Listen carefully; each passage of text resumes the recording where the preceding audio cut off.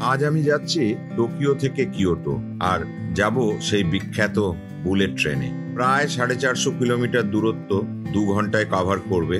ভাড়া কম বেশি 7,000-এর মতো। আমরা অনেক আগে স্টেশনে পৌঁছে যাই, কিন্তু এখানে সবাই 5-10 মিনিট আগে আসেন, তাই ট্রেন এখন ফাঁকা। তবে এই ট্রেন সবসময় ফুল থাকে। কিয়োটো জাপানের একদম সেন্টারে আছে, আর এটা একসময় জাপানের রাজধানী ছিল। তাই এখানকার ঐতিহাসিক, আধ্যাত্মিক আর সাংস্কৃতিক জীবনশৈলী জাপানের আর একটা রূপ আমাদের কাছে তুলে ধরে, যা টোকিওর চেয়ে বেশ অন্যরকম।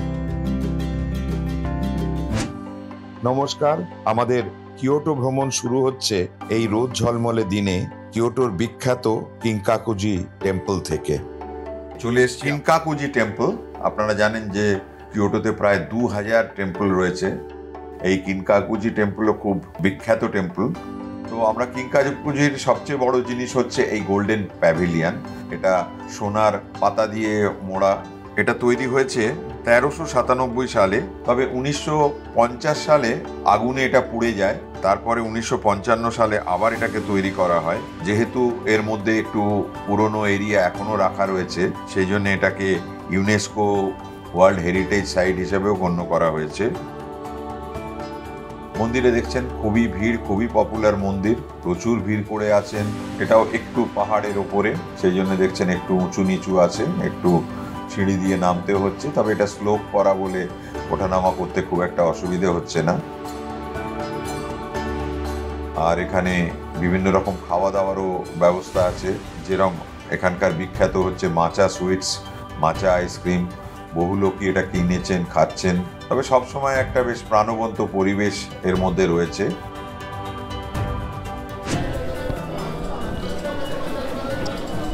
কিয়োটোর বিখ্যাত মন্দির ফুশিনি ইনারি টেম্পলের গেটওয়ে বলতে পারেন। 2 মিনিটের হাঁটা পথ এখান থেকে ফুশিমি ইনারি টেম্পল। এই টেম্পলের 2-3টে বিশেষত্ব আছে। প্রথম কথা, এটা একটা মাউন্টেনের ওপর, আশেপাশে পাহাড় দেখতে পাচ্ছেন। এখান থেকে ট্রেক করে মাউন্টেনে যাওয়া যায়, এটাও একটা বড় আকর্ষণ এখানকার। আজকে ঠান্ডা আছে, সেই জন্য একটু জব্বা পাঠাতে হয়েছে। যদিও রোদ দূরে ঠান্ডাটা লাগছে না, কিন্তু কিয়োটোতে যখন পৌঁছেছিলাম বেশ ঠান্ডা ছিল। আর এই যে শিন্টো গেট দেখতে পাচ্ছেন, এই গেটটা হচ্ছে এখানকার মেন গেট। এখানে ইনারি যে দেবতা আছেন, ওনাকে পুজো দেওয়া হয়। ওনার সবচেয়ে বড় অবদান হলো উনি রাইস এর দেবতা, আর উনি প্রসপারিটি আর ফরচুনেরও দেবতা। সেই জন্য দেখতে পাচ্ছেন এই মন্দিরটা প্রচুর ভিড়। কারণ এই কটা জিনিস আমরা সবাই চাই, প্রত্যেকেরই চাই, খাদ্য, টাকা পয়সা, প্রসপারিটি। সুতরাং এটা খুব পপুলার গড বলতে পারেন। আর দেখছেন এখানে সবাই নিজে একটা করে লিখছেন, নোট লিখছেন ভগবানের কাছে, যেন আমার বিত্ত বা খাদ্যের কোনো অভাব না হয়। এটা সব টেম্পলেই হয়, আমাদের টেম্পলেও এটাই হয়। আমরাও প্রার্থনা করি আমার ছেলে যেন থাকে দুধে ভাতে, এদেরও তাই।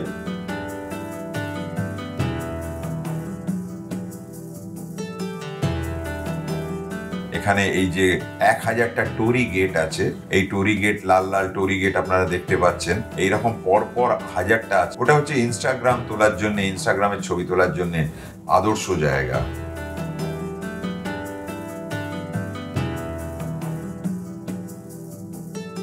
তবে এখান থেকে যেটা অনেকেই করেন, ট্রেকিং করে পাহাড়ে উঠে যান। 2-3 ঘন্টার ট্রেকিং। তাই যদিও আমার হাতে অতটা সময় নেই ট্রেকিং করার, কিন্তু এই মন্দিরের যে জাঁকজমক এবং এই যে ন্যাচারাল বিউটি, এটা এতই সুন্দর যে মনে হচ্ছে এখান থেকে আর ছেড়ে যাব না। কিন্তু উপায় নেই, যেতে হবে। কারণ আজকে আরো একটা মন্দির দেখাবো, সেটাও খুব বিখ্যাত। আর সেই জন্যে বেরিয়ে পড়বো কায়ুমিজু ডেরা এই মন্দিরের উদ্দেশ্যে।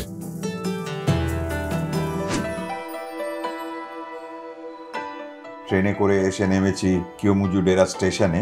ওখান থেকে একটু হাঁটা পথ আছে, ভারী সুন্দর রাস্তা। হাঁটতে হাঁটতে পৌঁছে যাচ্ছি কিয়োমিজু ডেরা। কিয়োমিজু ডেরা, এই মন্দিরটা তৈরি হয় 779 সালে। বুঝতেই পাচ্ছেন প্রচুর বড় মন্দির এবং কাঠের মন্দির 1300 বছর ধরে টিকিয়ে রাখা খুব মুশকিল। আর এটা যেহেতু এটা ইউনেস্কো হেরিটেজ সাইট, এই মেইন টেম্পলটাতে 100টা সাইপ্রাস গাছের কাঠের পিলার দেওয়া রয়েছে, আর 3 তলা একটা প্যাগোডা করা রয়েছে। আর এই 3 তলা প্যাগোডার পাশেই দেখছেন একটা পাহাড় রয়েছে। এই পাহাড়ের পাশে একটা বারান্দাও করা রয়েছে। সেই বারান্দা থেকে সারা শহরের ভারী সুন্দর ভিউ পাওয়া যায়। তো আমরা আগে মন্দিরটা দেখি, তারপরে আমরা ওই বারান্দায় যাব। আর একটা জিনিস হচ্ছে, এই মন্দিরে ঢোকার একটা প্রবেশ মূল্যও আছে, সেটা এইখানে জমা দিতে হবে। সেটা হচ্ছে 500 টাকা। সকাল মোটামুটি 6টা থেকে সন্ধ্যে 6টা অবধি এটা খোলা থাকে। কাইমুজুডেরা ক্যানন দেবতার মন্দির, যিনি করুণার দেবতা। বুদ্ধিস্ট ট্র্যাডিশনেই এই মন্দির। এটা হন্ডো স্টাইলে তৈরি করা। প্রচুর ভিড় দেখতে পাচ্ছেন, প্রচুর লোক এসছেন। আর মন্দিরের ভেতরে অনেক রকম পূজা বা বিভিন্ন রকম কার্য চলছে।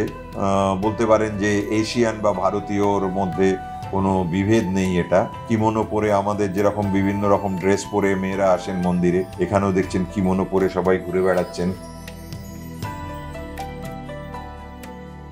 চলুন এইবার চলে যাব ওই টেরেসে, যেখান থেকে আমরা প্রায় সানসেটের সময় হলো, দেখছেন প্রচুর ভিড় হয়ে গেছে।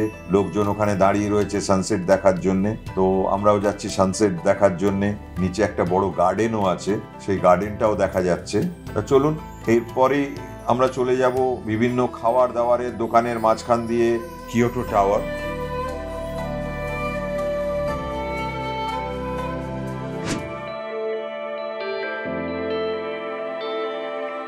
কিয়োটো টাওয়ার, এটা কিয়োটো স্টেশন থেকে খুবই কাছে, হাঁটা দূরত্ব। তো হেঁটে হেঁটেই যাচ্ছে কিয়োটো টাওয়ারে।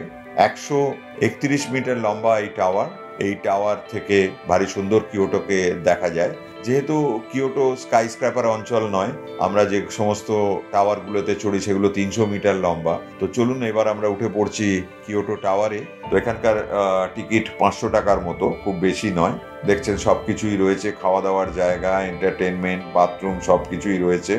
আর পুরো কিয়োটো শহরের দৃশ্য আমরা দেখতে পাচ্ছি। কিয়োটো খুব গ্রিন সিটি। এখানে দেখছেন হাই রাইজ খুব কম, স্কাই স্ক্র্যাপার প্রায় নেই। প্লাস এখানে যেটা অ্যাডভান্টেজ, এটা হচ্ছে খুব পুরনো শহর, সুতরাং এই পুরনো শহরের হাইট নেই। কাঠের বিল্ডিং, ভারী সুন্দর সুন্দর আর্কিটেকচার, তুলনামূলক হাই রাইজ বিল্ডিং কম। এখন অনেকই হয়েছে, তবে সেগুলো সবই 10 তলা 12 তলার মধ্যে, খুব বেশি বড় লম্বা নয়। এই বাইনাকুলার রয়েছে, এখান থেকে আপনি দেখতে পাবেন এখানে বিভিন্ন মন্দিরগুলো দেখা যাচ্ছে। আর এই সময় দেখছেন ভারী সুন্দর সময় আমরা এসেছি, সূর্যাস্তের সময়।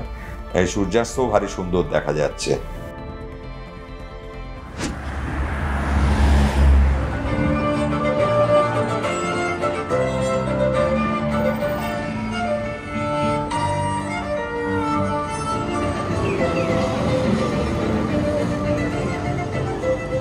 ইয়ন ডিস্ট্রিক্ট খুবই বিখ্যাত ডিস্ট্রিক্ট, ভীষণ প্রাণবন্ত, খুব কালারফুল। শপিং, ডাইনিং এই সমস্তই আছে। প্লাস আর একটা জিনিস যেটা আছে সে হচ্ছে গিয়ন গেইজা। সেই গিয়ন গেইজাদের আমরা একটু দেখার চেষ্টা করব। এরা সবসময় রাস্তায় অ্যাভেলেবল নয়। গেইজাকে আমরা কিভাবে বলতে পারি, এরা একটা এন্টারটেনার। এরা গান গেয়ে বা বিভিন্নভাবে মানুষদের এন্টারটেন করেন। আর এটা খুবই প্রচলিত প্রথা, এবং এই গেইজাদের খুব সম্মানও আছে। এদের কেউ অসম্মান করেন না, এবং এই গেইজাদের জন্যে অনেকে লাইনে দাঁড়িয়ে থাকেন।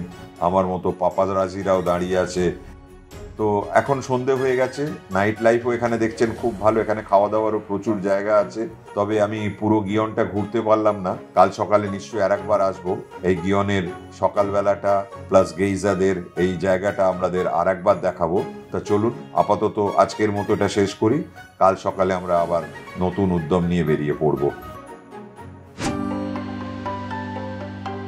তো আবার চলে এসেছি গিয়ন গেইজাদের পাড়ায়, হানামি কোজি স্ট্রিট। আর এর ভেতরটা আগের দিন ভালো করে দেখতে পাইনি, আজকে একটু ভালো করে ছবি তুলবো। এখানকার এই যে দেখতে পাচ্ছেন টি হাউসগুলো, এগুলো খুব বিখ্যাত জায়গা, কন্ট্রোল করেন গেইসারা। এবং এখানে এন্ট্রি পাওয়া খুব মুশকিল, অনলি মেম্বাররাই এন্ট্রি পেতে পারেন। আর এখানে গেইসারা পারফর্ম করেন। এই গেইসাদের পারফরমেন্সের মধ্যে কয়েকটা ভাগ আছে, যেরকম ওরা টি সেরিমনি আছে, ফ্লাওয়ার অ্যারেঞ্জমেন্ট আছে, ডান্স এবং মিউজিক আছে, আর ওরা খেলাও করেন। তো যারা গেইসাদের কাছে আসেন তাদের এন্টারটেন করার জন্যে গেইসারা এই সমস্ত জিনিস ওরা করেন। এদের জন্যে এই জন্যে কিন্তু গেইসাদের একটা বড় ট্রেনিং নিতে হয়। সেই ট্রেনিংটা হচ্ছে দীর্ঘ ট্রেনিং। এখানে গেইসাদের দুটো ভাগ আছে। মাইকো আর গেইকো। তো মাইকো হচ্ছে ইয়াং গেইসা যাদের ট্রেনিং দেওয়া হয়, ট্রেনিং দেওয়ার পর এরা গেইকো হন। ওদের এক্সপার্ট করে খুব রিগোরাস ট্রেনিং এটা, যাতে ওরা মানুষকে এন্টারটেইন করতে পারেন। তো এই এখন দেখতে পাচ্ছেন যে গেইসাকে আমরা একটু আমি করতে পেরেছি। হঠাৎ আমি হাঁটছিলাম, দেখলাম একজন গেইসা বেরোচ্ছেন। তবে আমার যতদূর মনে হচ্ছে ইনি মাইকো। ওনার জুতোর উচ্চতা দেখে আর পোশাক দেখে বুঝতে পারছি ইনি মাইকো। খুবই ইয়াং লেডি। তো উনি ট্যাক্সি করে যাচ্ছেন, তো আমি পেয়ে গেছি ওনাকে। আমার ভূমিকা আজকে অনেকটা পাপারাজিদের মতো। তো যাই হোক, উনি উঠে পড়েছেন। তো এরকম বহু লোক আমার মতো ক্যামেরা নিয়ে দাঁড়িয়ে থাকেন ওদের ছবি তোলার জন্যে।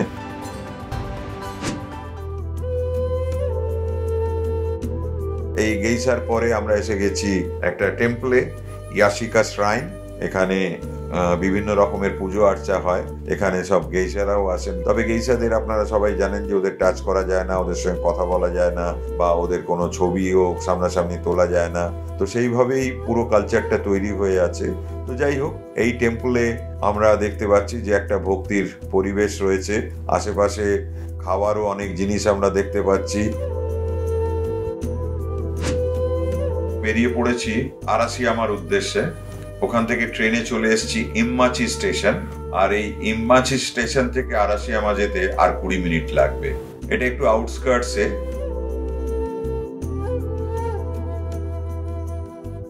এখানকার ন্যাচারাল বিউটি খুব বিখ্যাত, বিশেষ করে এই ব্যাম্বু যে ফরেস্টটা রয়েছে, এই ফরেস্টের গ্রুপগুলোর মধ্যে দিয়ে দেখছেন প্রচুর টুরিস্ট হাঁটাচলা করছেন।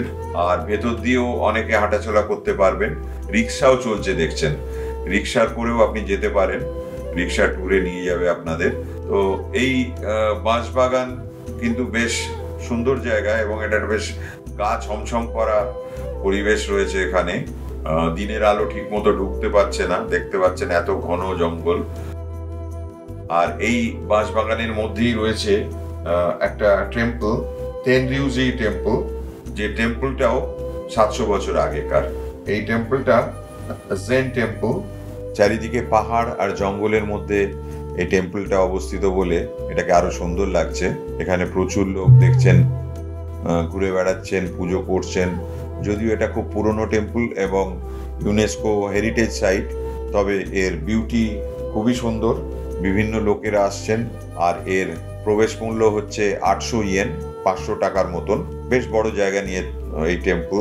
আর বিভিন্ন ঘর রয়েছে, সেই ঘরে এক একটা ঘরে এক এক রকম জেন ফিলোসফিতে অ্যাক্টিভিটি করা হয়। জাস্ট আরাসিয়ামার ওই বাঁশবনের পেছন দিকটা এই গার্ডেন। তো যাই হোক, এটা দেখার পর আবার আমরা বাঁশবাগান দিয়ে বেরিয়ে পড়েছি। এবার আমরা যাব সাগানো রোমান্টিক ট্রেন ধরতে। এটা কেমিওকা স্টেশন থেকে আমি এই ট্রেনটা ধরবো। এখন কেমিওকা স্টেশনে এসে গেছি। আর এখান থেকেই আমাদের সাগানো রোমান্টিক ট্রেন ছাড়বে। ট্রেন ঢুকেও পড়েছে, দেখতে পাচ্ছেন ভারী সুন্দর দেখতে, সেই পুরনো দিনকার ট্রেনের মতন কাঁচ লাগানো রয়েছে যাতে সব যাত্রীরা দেখতে পান আশেপাশের দৃশ্য। এই সাগানো ট্রেনটি একটা ফরেস্ট আর ফলসের পাশ দিয়ে যায়, এবং এখানে দেখছেন বোটিংও হচ্ছে। এই বোটিংও খুব বিখ্যাত। অনেকেই কি করেন, আরাসিয়ামা থেকে কামিওকা অবধি ট্রেনে আসেন, এসে এই বোটে করে ফেরত যান আরাসিয়ামাতে। কামিওকা হচ্ছে উঁচু জায়গা এবং আরাসিয়ামা হচ্ছে নিচু জায়গা। আমরা এবার নিচু যাচ্ছি, দেখছেন বোটগুলো যাচ্ছে এখান দিয়ে। এখানে আমার ট্রেনে অনেক সহযাত্রী পাওয়া গেছে। জাপানিরা ভীষণ মিশুকে, ভাষা বোঝে না, এরা গ্রাম থেকে এসছে, তবুও এরা ইন্টারঅ্যাক্ট করছে, আমার ছবি তুলে দিয়েছে, আমি ওদের ছবি তুলে দিলাম।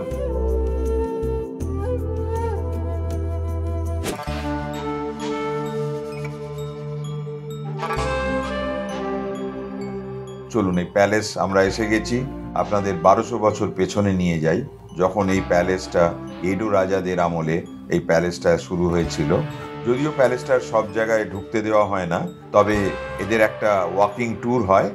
আর একটা কথা বলার, যে এটা কিন্তু প্রবেশ মূল্য নেই, এটা ফ্রি দেখানো হয়। এই যে এত বড় জায়গা, এটা ভারী সুন্দরভাবে মেনটেন করা হচ্ছে। নিশ্চয়ই এটা জাপান গভর্নমেন্ট মেনটেন করছেন। ভারী সুন্দর বাগান করা আছে, অনেকগুলো বাগান রয়েছে, পন্ড আছে, একটা ক্যাসেলের মধ্যে যা যা থাকে, একটা প্যালেসের মধ্যে যা যা থাকে, সেই সব কিছুই এখানে রয়েছে। মন্দিরও আছে। প্যালেসের যে আর্কিটেকচার, সারা পৃথিবীতে গেলেই এই একই ধরনের এক আর্কিটেকচার আপনি দেখতে পাবেন, একই ধরনের লেআউট দেখতে পাবেন। তো এই জিনিসটা খুব নির্ভরযোগ্য। এইভাবেই সমস্ত প্যালেসগুলো নির্মাণ করা হয়, কারণ রাজারা থাকেন, তাদের সিকিউরিটির কথা ভাবতে হয়, তাদের এন্টারটেনমেন্টের কথা ভাবতে হয়। আর এই প্যালেস দেখার পর আমরা চলে যাব কাসেলে, নিজো কাসেল। এটা খুব কাছেই, হেঁটে যাওয়া যাবে।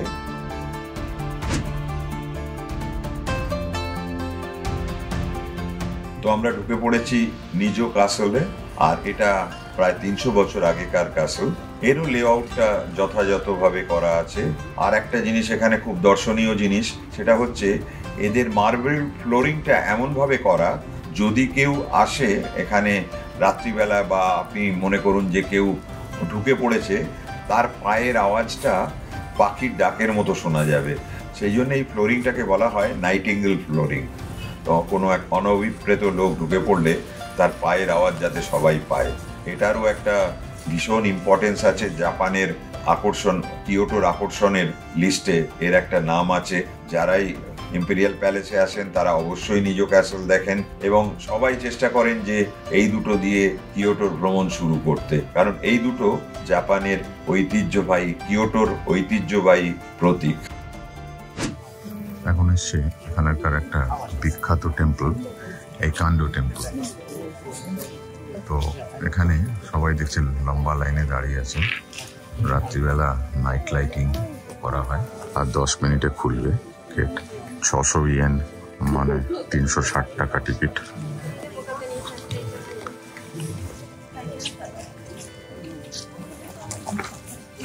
দীর্ঘদিন ধরে চলে আসছে এই লাইটিং, প্রত্যেক হলিডের লাইটিংটা হয়।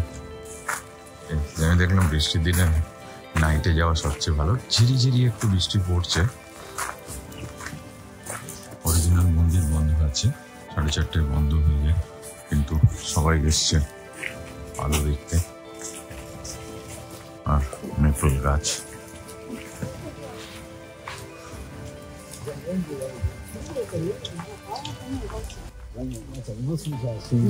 একটু আলো দেওয়া উচিত ছিল। যাই হোক, না দেখা যাচ্ছে মন্দির বন্ধ হলো।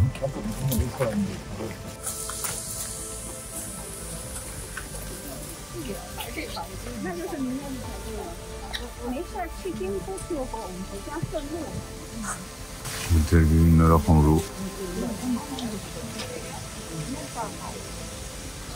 একটু বাহবা দেবো এদের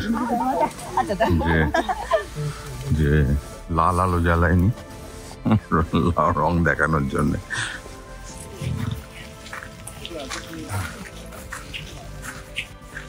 কিয়োটোতে এখনো ফল কালার সেভাবে আসেনি, যদিও এখন নভেম্বরের মিডল, কিন্তু বৃষ্টির জন্যে ফল লেট করছে।